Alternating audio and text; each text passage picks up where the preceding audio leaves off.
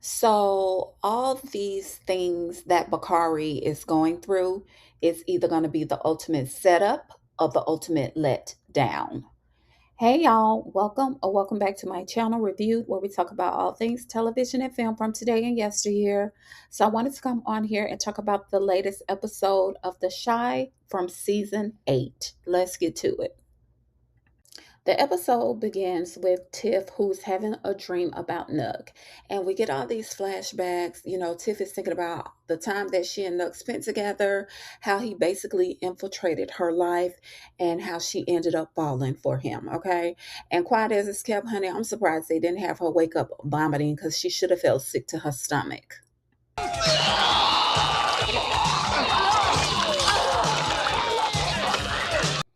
So Vic comes into the room and, he and Tiff start having a conversation.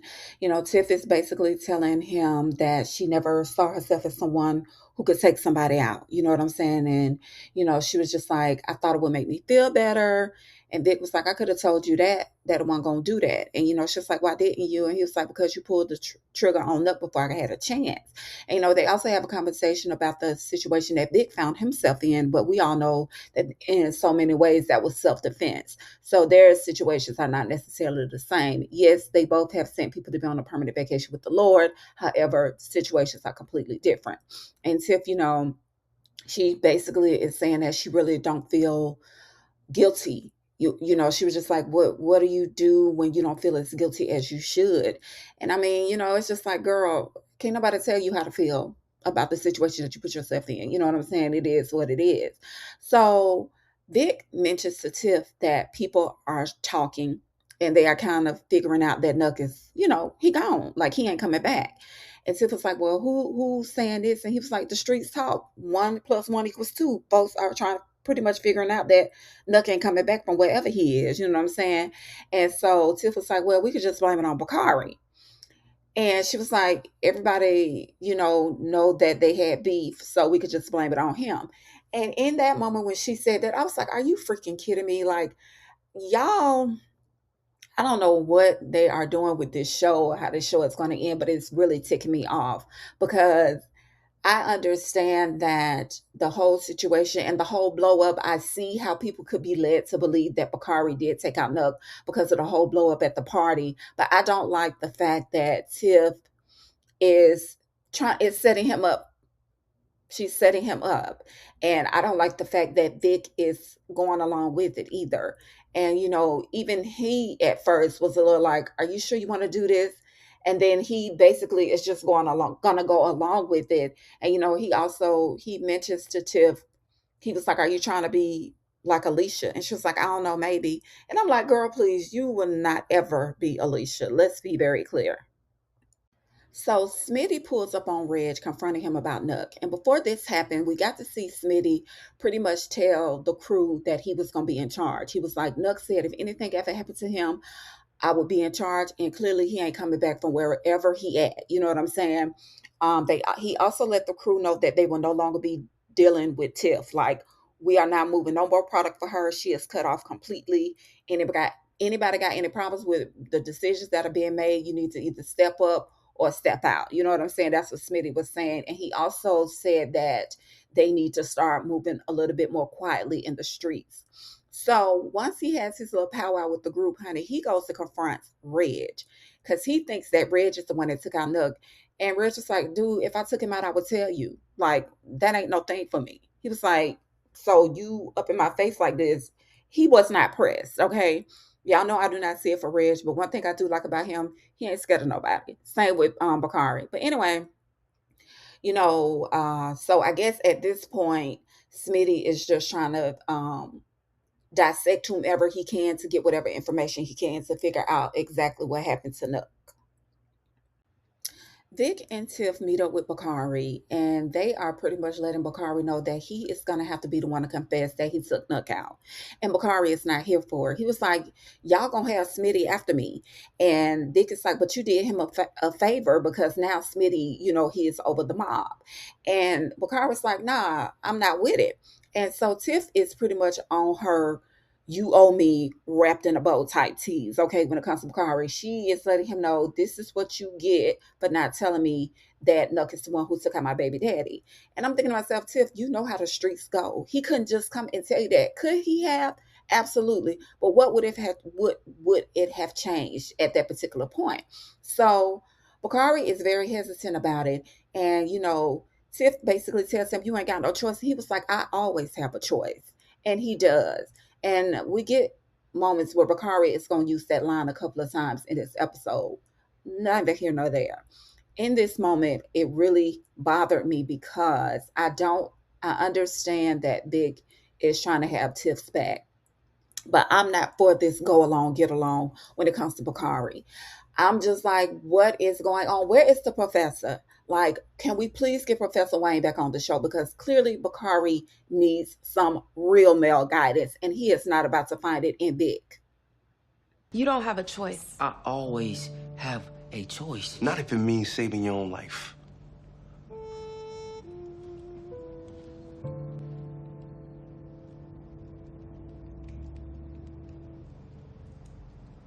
I don't know. Emmett and Keisha meet up with the wedding planner and they have a tag along, honey. Okay, Tiff is in the building too. And, Emmett, he is just kind of taken aback by the fact that Tiff gets to have this much say so and that she is funding the whole wedding. And, they are going over, where they may want to hold the wedding or whatever. And Tiff, she tells the wedding planner, well, they had the engagement party at my house. It was real dope. And Keisha was like, yeah, it was really nice. And Emmett, he was like, yeah, but you was pushing your own product line. And so Tiff was like, well, you was pushing Smokies. And he was like, yeah, but that's our business. And Keisha was like, I don't own Smokies. And he was like, would you like to? And she's like, I don't know. But anyway, the whole thing for me was I wanted this moment when Emmett found out that Tiff was going to be paying for the wedding for a light bulb to click on his head, like, why all of a sudden are you being this generous? Unfortunately, that was not the outcome. Nonetheless, we shall see how this whole wedding debacle is going to turn out. I thought you were just making a donation to the wedding. She offered to pay for everything. I said, yeah. How come you ain't talk with me? She doesn't have to come to you for everything. If she gonna be my wife, she does. Would you guys like a moment alone? Yes. No. We're fine. She paying for shit? Then what? She get a say? I should. She is my maid of honor. She my ex-wife. I'm also the mother of one of your kids. Oh, okay. So you guys are one of those families. What does that mean? Oh, I just mean that you're very progressive. Exactly. Shad and Patience have a conversation, and Shad, he is still feeling a way about the situation with Nora. And it behooves me that he feel this way because, sir, you went to go see Nora to warn her, to let her know that it was a possibility that somebody was going to try her for changing her story. So when he's having this conversation with Patience, as if he wants Patience to reassure him that she did have people protecting Nora or watching Nora's back, is crazy because it's like you already knew that it was a chance that she was going to get taken out, and she did. So, Shad, he, is telling Patience, I know Rosalind was the one that put out the hit, what can I do? And Patience was like, you got to have proof. If you don't have proof, there's nothing that you could do. And Shad was like, well, my people ain't going to talk. And Patience was like, well, they never do. Like, so what is the point of this conversation? Nonetheless, the two of them, they are just trying to, figure things out. And we do see later on in the episode that they are both going to be able to move forward with each other. I'm sorry. For what? For not trusting you.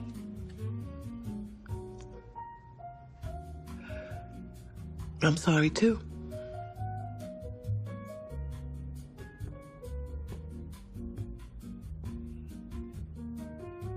You are. You lost a lot in a short time. I could have made more space for you.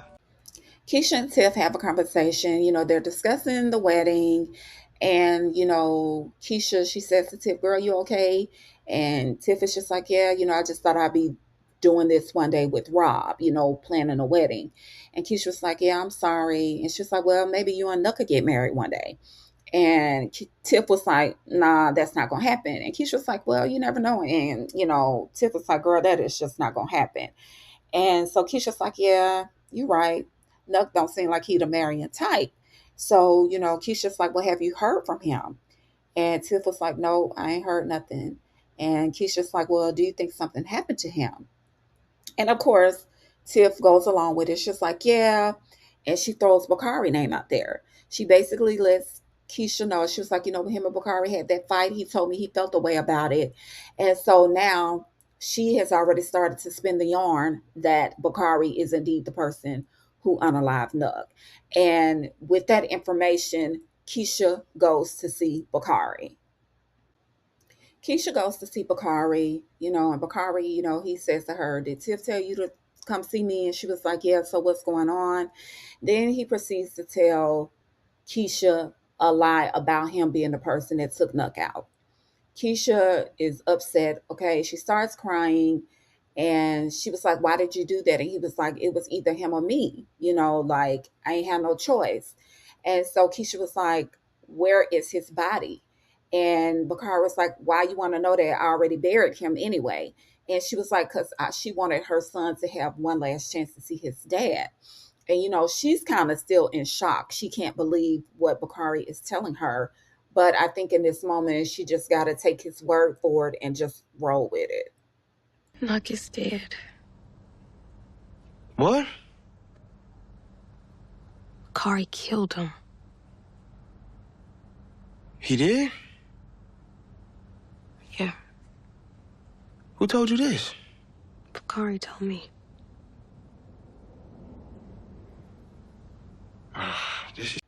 So, honey, when Emmett finds out that Bakari confessed to unaliving Nuck, he knew right then and there that something in the milk was not clean.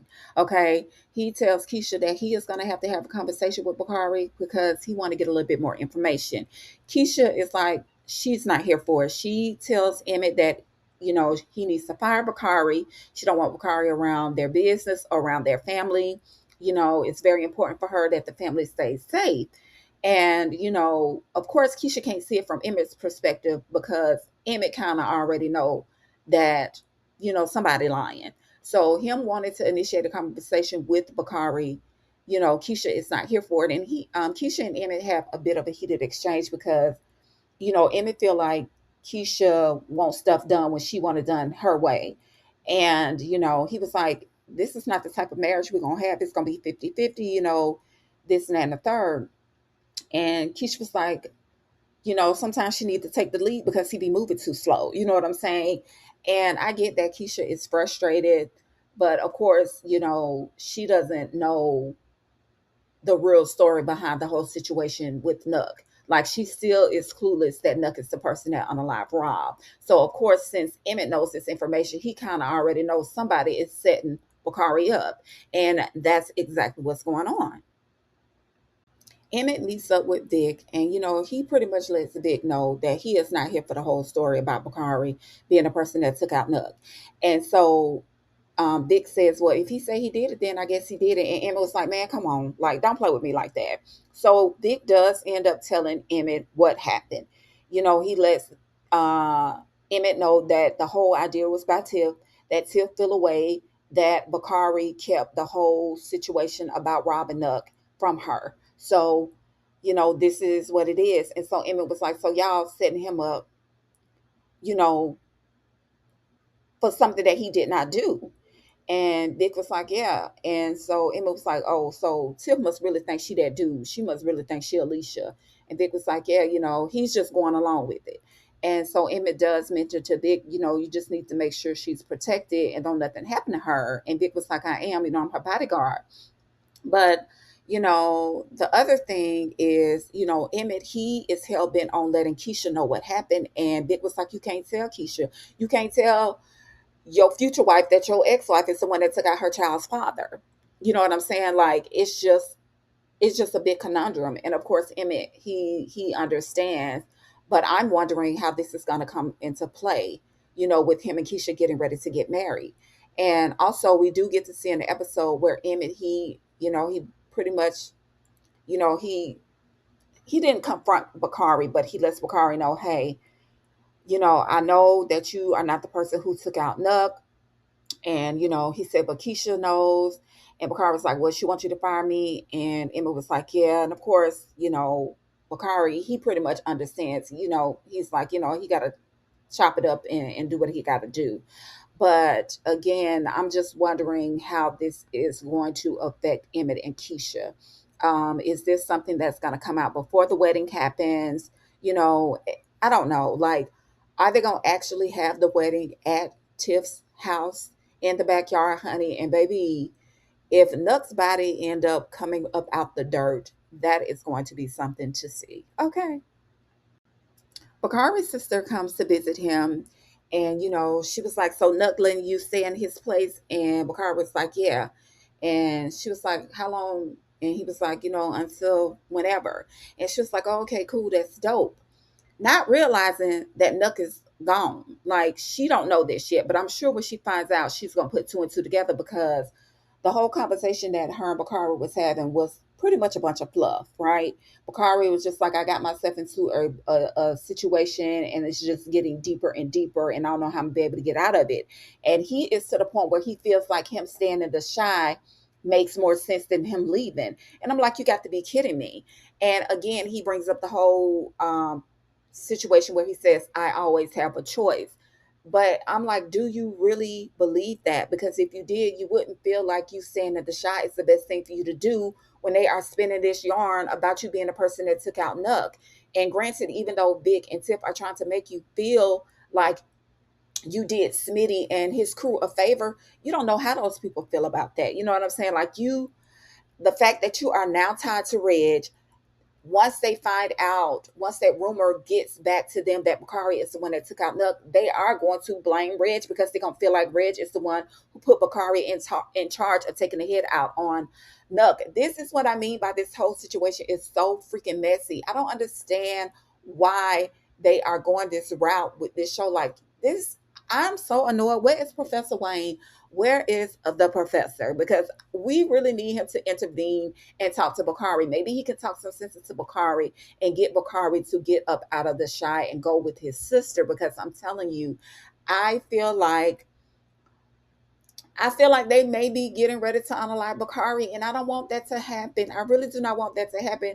I have been so bothered by the way that they had Bakari's character going, the last season and the whole season with Duda. I thought Duda was going to take Bakari out. And then I thought Nut was going to take Bakari out. I'm like, you got to be kidding me. Y'all just going to have some random take Bakari out. Like, I really hope that they don't do that. I hope, again, that they bring the professor back and he intervenes and Bakari gets up out of Chicago.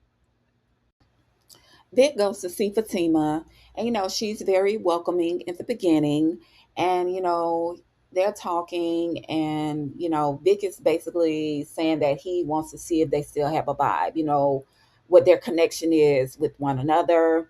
He tells Fatima, I ain't no love lost. I will always love you. And Fatima was like, so what, you trying to see if you still have butterflies when you see me? He was like, yeah, I don't know, more like fireflies now.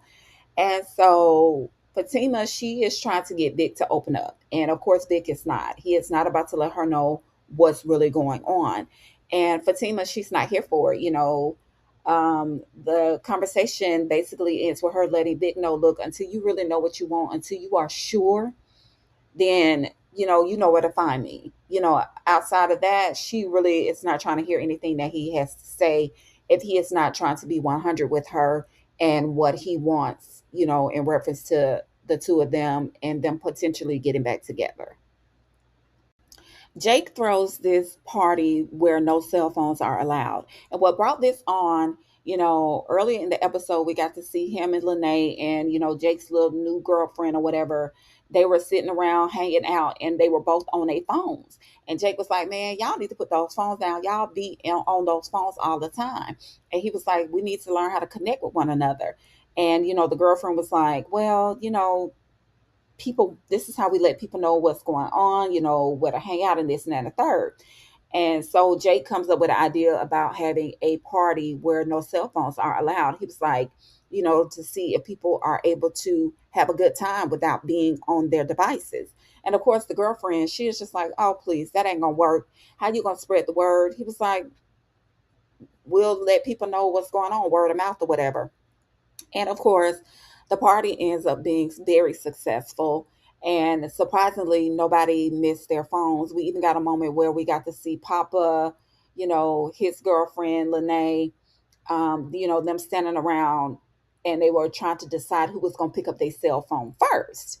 And of course, Papa, he ended up picking up his cell phone first, but that was because Bakari and Lene, touched hands with each other. And Papa was like, see, this is what happened when you were able to reconnect.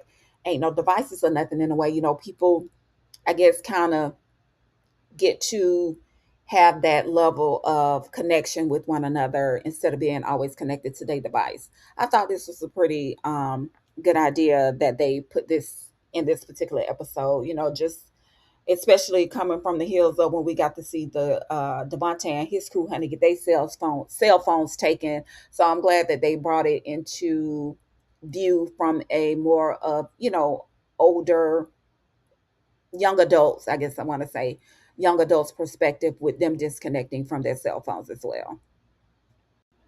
Emmett meets up with the manager at Smokey's. I forgot her name. Okay. So they're having a conversation and he tells her that he is going to franchise Smokies, and he also says to her that she's done such a good job there that he wants her to assist with, the opening of the new stores. He said he wants her to have a hand in hiring the employees and training them and, helping out, getting the new stores up and running. And of course, she's cool. She was like, okay, yeah, that's what's up. And she also tells him that she is going to see if her sister is willing to help out because her sister needs a job. So we meet her sister in the episode, and it's Kyla Pratt's character. Kyla Pratt, that was married to Hannibal. Hannibal, who is now in witness protection. And I was like, wait a minute, ain't Kyla Pratt character supposed to be sisters with Carucci's character? I'm all kinds of confused. Maybe I really wasn't paying attention to the conversation they was having that day they was playing cards because I had no idea that all three of them were sisters. Nonetheless, she brings the idea to Kyla Pratt's character, and she seems to be cool with helping her sister out. You need a job? You know I like being kept. We trying to franchise Smokies. And what does that have to do with me? I need some help. Ask Zuri.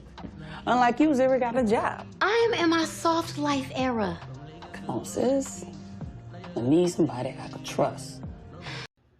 Now, this right here, I did not see coming. I did not see Reg wanting to work for Tiff.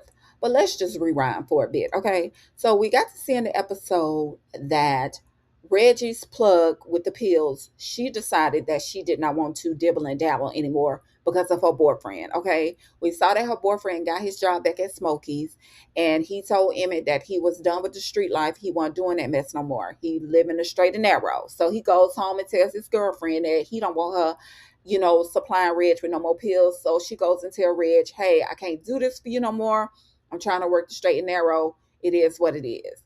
I was surprised Reg let her leave with her life, but I mean, hey, he can't be mad at her for, keeping it a buck. So Reg goes to see Tiff. He tells Tiff that he heard that, Smitty's crew was no longer pushing her products anymore and that he wants to work with her. And, at first Tiff was like, why would I want to work with somebody who, shot my baby's father before? He was like, well, at least I ain't kill him. It is what it is. So Tiff and him come to an agreement. She asked Reg, how much product can you push? And he was like, give it to me and you'll see. So she told him that, she'll give him 20%, 30%, and then it'll just go up and up the more product they push for her, right? So later we get to see, Reg Goon go pick up the product from Tiff. And, she give her some weed and she give her some mushrooms. And I'm just curious how all of this is going to turn out. Because, again, we already see that Smitty, he's already, lurking around trying to figure out who played a hand and what happened to Nug. So now that we see Reg and Tiff linking up, right? And we already got the connect between Bakari and Reg. So I'm wondering if Smitty is going to assume that Reg is the one who told Bakari to take out Nook. And if he is going to connect it to whatever is going on with Reg and Tiff, okay? Because again, Nook was Tiff's man. Like, it's just so many dots that could be connected with this. But ultimately, I'm wondering if Smitty and his crew are going to take out both Reg and Bakari. Like, it's just too much. It's too much. Your brother killed Nora. What? Why? Rosalind paid him to do it. Fuck!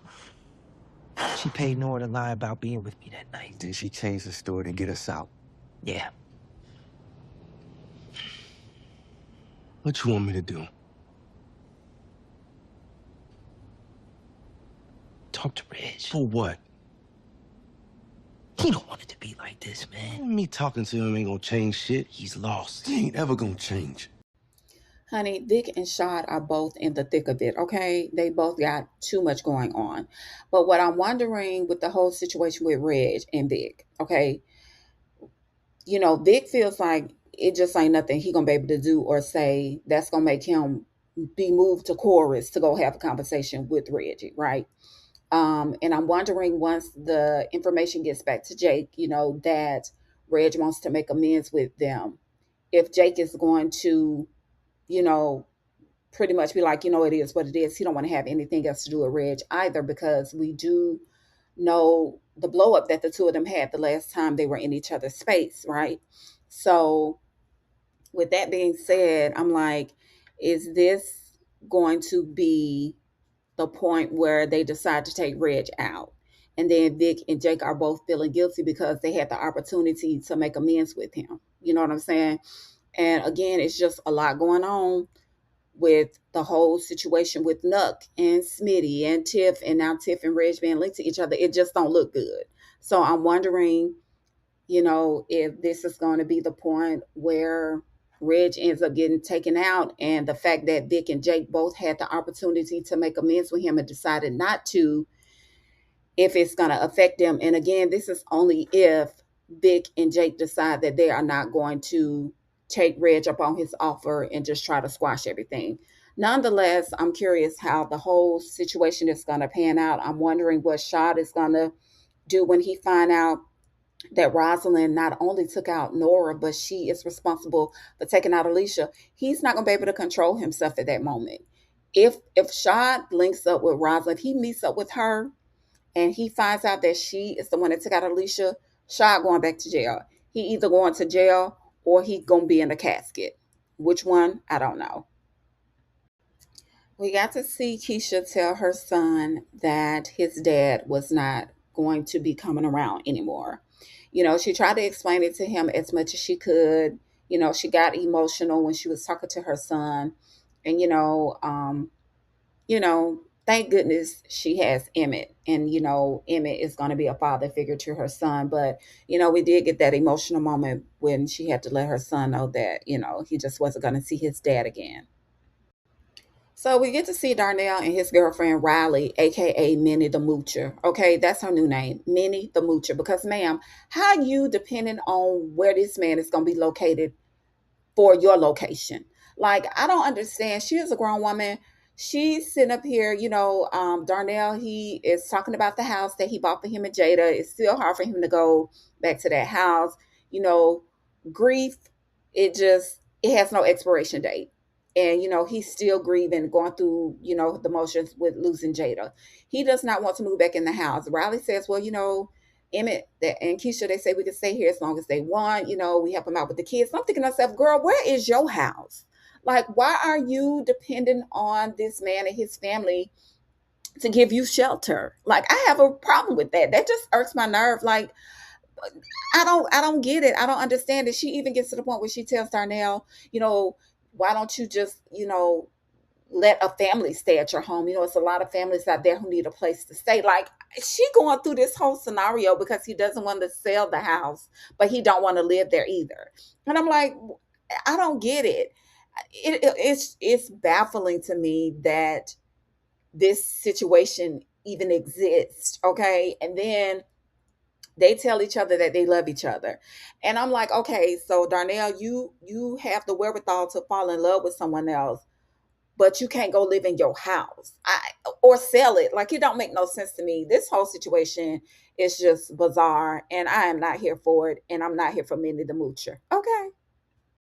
So we finally make it to the end of the episode. And when I tell you I was so nervous for Bakari in this moment, when Bakari was in that apartment and somebody started knocking at the door, I was like, oh my gosh, he about to get taken out. I was like, it's Smitty or it's that other dude. I was like, somebody about to pop Bakari. I was like, do not open that door, Bakari. Don't open that door. Honey, when he opened that door and we saw the detective on the doorstep and she said, where is Nuck? I was like, oh yeah, Listen, I do not recall if Tiff even told Vic that Nuck confessed to her that he was working with the cops. I don't remember her telling Vic that, because I'm wondering, has she let Vic know? If Vic would have made sure that the whole situation with Nuck was handled differently, right? And I don't even know if Bakari knew that Nuck was giving information to this lady. So this whole situation is just getting crazy. And I'm wondering, and I don't know, because it seems like, again, everybody been snitching. Okay, they've been telling everything. I'm wondering if Bakari is going to use this situation when it comes to this detective and let her know what's going on with Nuck, to keep his hands clean and to keep life in his body. Like, is this going to be his opportunity to actually be able to leave? Because again, Bakari, you keep saying you got a choice. You always have a choice. Well, what are you going to choose to do in this situation, honey? Because when I tell you, this lady right here, she's not going to be the one to play with. She's not. And oh, I can't wait to see how this is going to turn out. I cannot wait. Oh my gosh. Tiff, again, she had every right to feel the way that she did, and Nuck got what was coming to him. But baby, they was not expecting all of this to come along with it, okay? But we shall see. We shall see. Well, that's all I have for you guys in this video. Please be sure to like, share, subscribe to my channel. Also, click that notification bell so you are notified whenever I upload a new video. I really, really appreciate the support, and I will see you in the next one. Thank you so much for watching. Bye.